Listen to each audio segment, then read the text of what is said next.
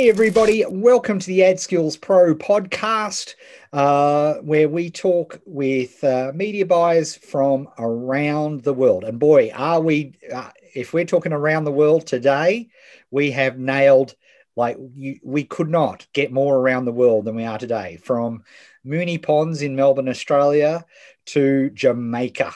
And of course, we're thrilled to have Des Blackwood back. She is fantastic member of the AdSkills family. We were just reminiscing that in the before times, remember when you could used to travel and all that sort of stuff?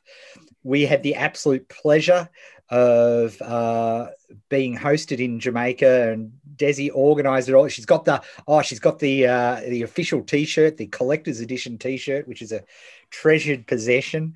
So look, Desi, thrilled to have you on board. And just to remind everybody, could you just give us a little bit of who your agency is working with and what type of clients that you're working with, and we'll sort of start from there. All right. Hey, thanks for having me, Ed. We've been working with coaches in the personal development space. We've been working with independent schools and schools in the test prep market as well.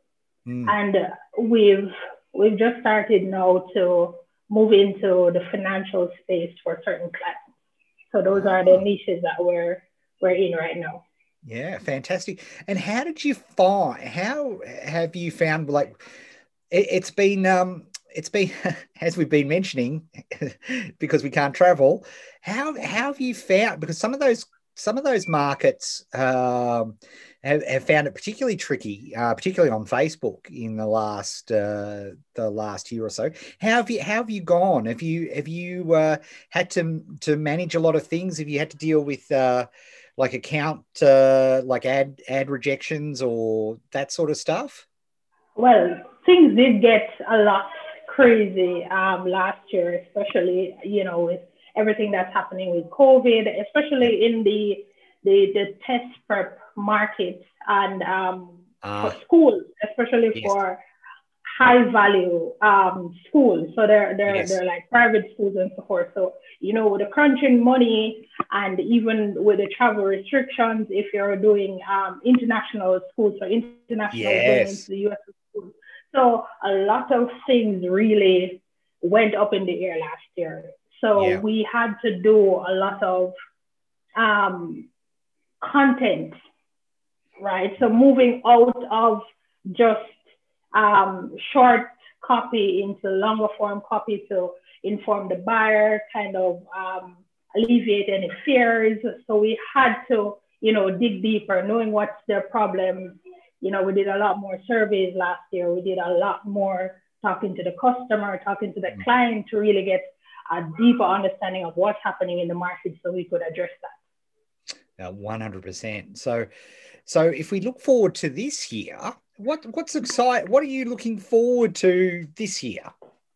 I think for me, especially as a media buyer agency owner, is one thing that I'm seeing is that last year taught me in particular is that you can't be, a one-trick pony. You have to have depth in what you're doing, and you have to take this business seriously because so many things change, and at the end of the day, you have to be focused on the results. Whatever you need to get the results. And even though we were doing, media buying for the client, when we realized the offer wasn't working anymore, the client was stressed working on, the back end of their business. We had to jump in and say, hey, let's help to refine the offer in this way. Let's position it this way.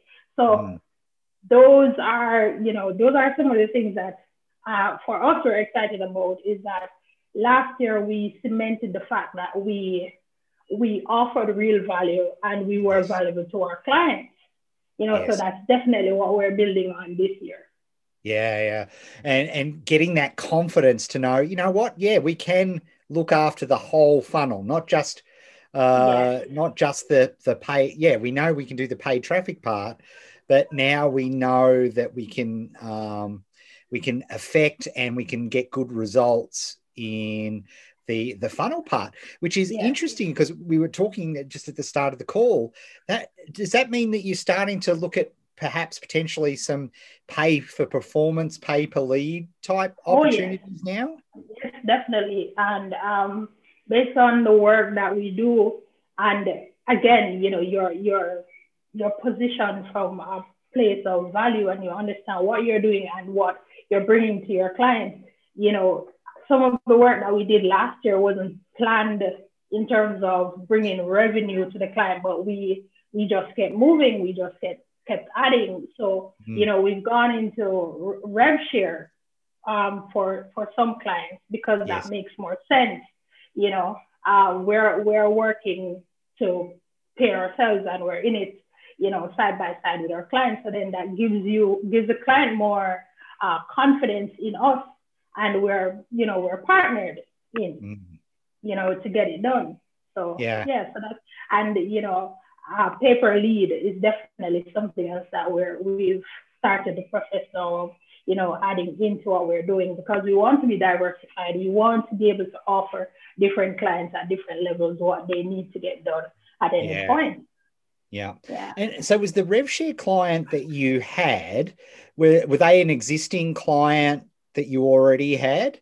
Yes. So I see you nodding there. So how did you go about that conversation? How did you, because I think that'd be really interesting to understand. Well, I think it came out of the point that for everything that we're offering, right? And what sort of happened was that it's almost like scope creep happened, but at the end of the day, you were tied to getting the results.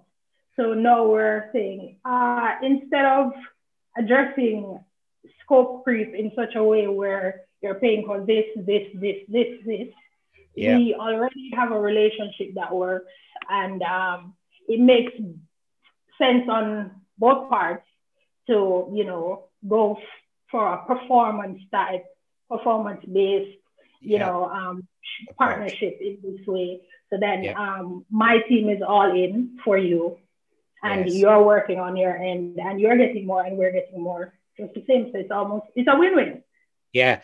And potentially, from a scaling perspective, they know how much the lead is worth. They know how much that's worth. So they know if they're ad spend, they're happy to buy more leads because they know they're getting more clients. So they know the return on investment. So it makes sense for everybody. So good on you for doing that. We're just, as you well know, we're just, it's as we record this, it's pay for performance month in AdSkills Pro League. And we actually had an interview with Dan Wardrop, who of course you know well. And, he was talking about one of the best ways to get your feet wet in a market like this is to go for that hybrid. He calls it a hybrid style of approach. Right. So it's thrilling to hear that you're doing that, and it's giving you the confidence for doing that. Hey, tell me, what's if you look going forward? So if we look at the rest of the year and beyond, what's exciting you at the moment? What areas are of interest to you for you to explore further? I think from the lead gen side of just getting that dialed in. So for us, in AdSkills, January, that was usually January in Jamaica, was still, very powerful, because that lead gen training that we had, for me, it was a stacking, because it was that lead gen training with all of those, killer presentations. And then moving on to that paper lead model with Dan, it was, it was that right stack on top of my AdSkills stack. I'm like, you know what? I'm pretty excited about everything that's going to happen this year on that front. And where you go. And do you deal with clients locally, internationally? How do you? We do very few clients locally, but primarily international. That's where we, because I mean, we work online. Yeah, exactly. And Doesn't matter our where you are. marketplace, right? And our marketplace locally, it's a little small Yes. for certain, yeah. So Yeah. definitely. Yeah, no, that makes 100% sense. So when you're thinking about marketing your own agency and getting clients in for your own agency, what method are you finding that works best for you in terms of bringing clients in? I've been finding referrals working, getting leads out of AdSkills works. Yes. I think my first like full media buying client came right out of AdSkills. Oh, cool. Yeah, definitely. So the referrals for me has worked really great this year. We're doing a lot more cold emailing, kind of dialing that in, and Yes. also inbound with traffic buying Yeah, ads. yeah, So yeah. that's Yeah, yeah, definitely. yeah, yeah. And I think that referrals are so powerful in this business in Oh yes, particular because I get the sense clients can be really scared of yes. media buying and agents because they think, oh, they're spending my money and I don't know what the leads are going at. And so so having somebody say, oh, we work with Desi and her team and they are just absolutely fantastic goes a long way. Far because they're Yeah. coming in already sold because they're seeing because I do get clients coming in because they ask another client, who Yeah. did this, Yeah. who have you been working with, for us. I've been particular with my clients, I was like, okay, you're not going to tell everyone about us Yes. because we kind of want to um, be careful about who we're bringing in. I love that. Yeah. So we're It's sort like, of like reverse psychology. I actually don't want you telling people everyone. unless we have a discussion first. I Yes. prefer, Yes. because we need. I love that. I understand. Boy, that's a great strategy, Des. Yeah, because what happens is that everyone will see what's happening, and not everyone's a good fit, and then Yes. we're dealing with kind of weeding out and having to Yeah. say, hey, it won't work out because just I mean it won't always be like this, but for now, Mm. that's Yeah. how we're managing it. Because on the other Yeah. hand, I'm still growing my team, so yeah. Yeah, I think good agencies right now, it's definitely what's the right description? Is it a buyer's market? It's a buyer's market for the media buyer good agencies Yeah. because there's a lot of we Justin and I were just having a discussion yesterday and we think speaking of things that we see on the horizon, we can easily see with these Facebook changes like a huge shakeup in clients and agencies because the agencies which haven't pre-warned their customers about their clients about the conversion window changes and things like that, they're going to really run into some pretty crazy, right? They're going to, oh, why is our conversions halved?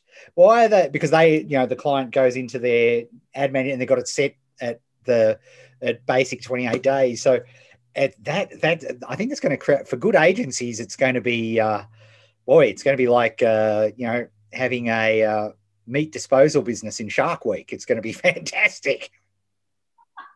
I can tell you though that, for us, what we do with our clients is to, warn them.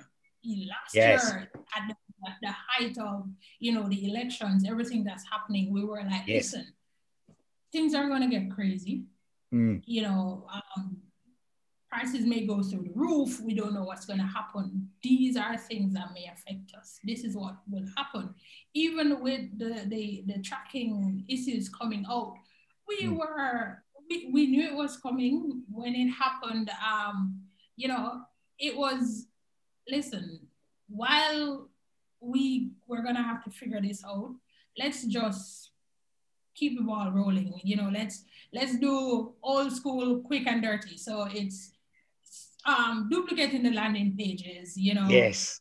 listen, the tracking, let's not, and for us, one of the things that we've we've had discussions with our clients is that the most key metrics is, your sales. Yes. And whatever we're doing to get that done, yes, that's what we need to get done. That's what we're focusing on, stabilizing. yes, What we can't control, we can't be stopping to focus on. So, let's just swap out the duplicate landing pages, duplicate the opt-ins, send the traffic from that kind of manual. This is what we're doing, it warms. In that same conversation, we were talking about we were also joking that it warms our old advertising buyers' hearts, because everything that's old is new again. Good old duplicate landing pages, which have always been the most accurate way of figuring something out. Always has. I don't care what newfangled, cool, pixely, tracky, doohickey, what's it that you have. Nothing beats 2 pages. Exactly. Just having, that if Yes. they came here, they came from there. Yeah. This is what's happening, So for us, it's like, until I was listening to, oh Lord, his name, I think he had an interview with Leanna about tracking. Marsky. Oh, I know what you're talking about, but yes. So until he figures it out, and then we're like, okay, in AdSkills, this is what we're doing, and we'll figure yes. it out. I'm waiting for that solution. Yeah, that's what we say. Like we're looking at a campaign. We're talking about designing a campaign, and the reality is none of us knows what's going to happen in April. We don't know how it's going to roll out and it's going to affect. All we can be is as plugged in as we possibly can. We know, and we know from a safety perspective, if we go back to first principles of emails, phone numbers, duplicate landing pages, the classics, and we're keeping an eye on everything, then it's our job as media buyers to stay agile. We're plugged in. So, amongst all of us in Pro League, we know that whatever does shake out, we know we're going to figure it out first there. So at least the client knows, right? At least they know that it's coming. It's coming, rather than keeping them in the dark. And this is what I'm afraid, certainly not Pro League agencies, but I worry for a lot of agencies that aren't prepping their clients well enough for this. And so that's certainly an interesting thing. So Des, in terms of looking at the pay per lead, because I'm interested, because I'm actually going to be recording a video for the pay per lead challenge just after this. In terms of looking for new clients for that, how are you thinking about finding clients for your pay for lead opportunity? It's again going back to your old skills. I keep saying old as if I'm old, but I'm not old. Oh, no. We've been doing, doing niche research, using a lot more of what the search and destroy, the training in AdSkills that taught you how to build your Dream 100. Dream 100, exactly. So those kind of how we're putting together the list, and now, using cold, tapping into LinkedIn training to run ads on LinkedIn to do a lot more, inbound into us. So that's how we're positioning ourselves on the pay per lead front. I'm so thrilled to hear that, because that means that my video that I'm going to be shooting in about half an hour from now is super, super relevant. Yeah, I think that picking your targets, researching your niche, understanding what's going on is going to be so important. So, hey, maybe we can get you back for our, like, when we do 3-time podcast attendees, and hear how you're going with your pay per leads, which would be great.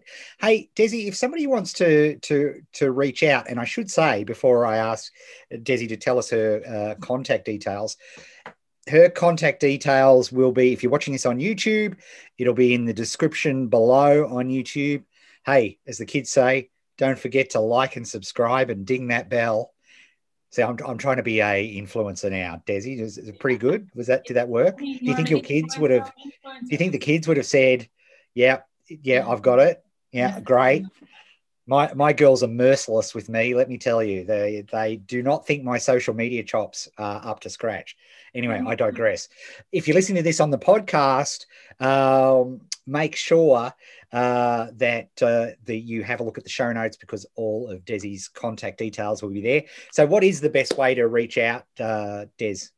IriePhoenix.com is the website, and you could email me at Desriann@IriePhoenix.com. Fantastic. So all those details will be in the various places I just described from you. Desi, it was such a bummer not to have, if the world had been different, we would have been saying, "Oh, I caught up last month. How great was it?" Oh well. At least I'm excited for you, and I'm excited for all media buying businesses, because, look, I'm so excited how you literally took lemons to lemonade in, well, we've got to help our clients. Where do they need help? They need help in funnel. They need help in conversion. And then making that leap and go, hang on, we did that and it worked really well. So now we can start looking about revenue share. Now we can start looking at pay per lead, and you're on that journey. So I'm super thrilled to hear that. I can say without doubt, you're my super favorite Jamaican media buyer. Hey. All the other, they do not come close to you and the Blackwood clan. Thank you. Very good. Okay, Des, thanks very much, and we'll speak to you. We'll speak to you when we do season 3. All right, and I'll keep you updated. Thank you. Thanks very much. Okay, speak to you soon.